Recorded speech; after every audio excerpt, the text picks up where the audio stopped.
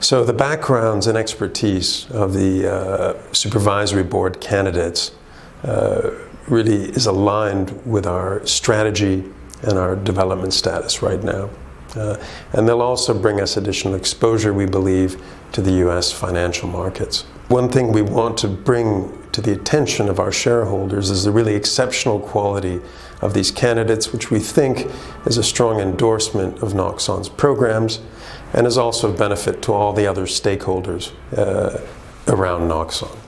So let me start with Susan Coles, who's a Canadian lawyer, and she's got 25 years of experience in mergers and acquisitions, in partnerships, in company management.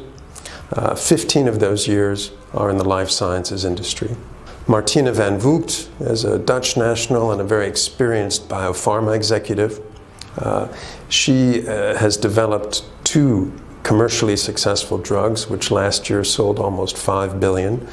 She has negotiated 20 key alliances, and she's part of one of the giants of biotech in Europe, Genmab. And I'll wrap up with Greg Weaver.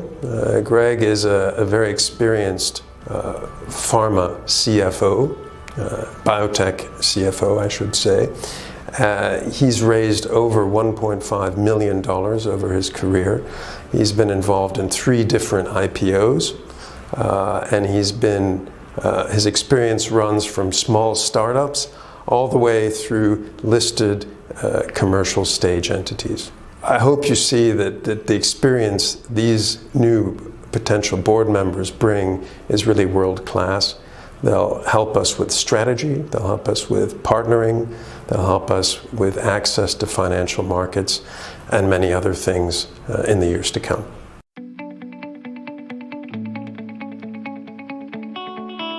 Well, despite the difficulties posed by the COVID pandemic, we were actually able to advance our clinical programs quite effectively. So first, we managed to complete our phase 1/2 trial testing NOX812 plus the checkpoint inhibitor Keytruda in metastatic microsatellite stable pancreas and colorectal cancer patients. We brought this trial to a successful conclusion. The data, which was very exciting, generated a lot of interest amongst KOLs, and as a result of that, we were able to put in place a very high-level advisory board, which has helped us to design the next steps in development, and we plan to start a phase 2 later this year.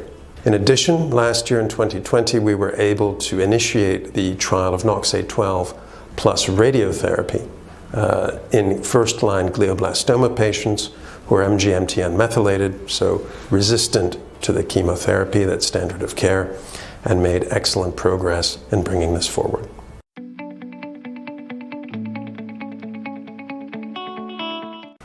Well, in 2021, I think 3 key things. First, we will finish up the phase 1/2 testing NOX812 plus radiotherapy in glioblastoma. So we'll have data from the 3rd and highest dose cohort. In addition, we'll initiate an extension cohort of one of those 3 doses to get some more data prior to starting the registrational trial. Second, we will start the NOX812 trial combining with Keytruda or another PD-1 inhibitor in pancreas cancer.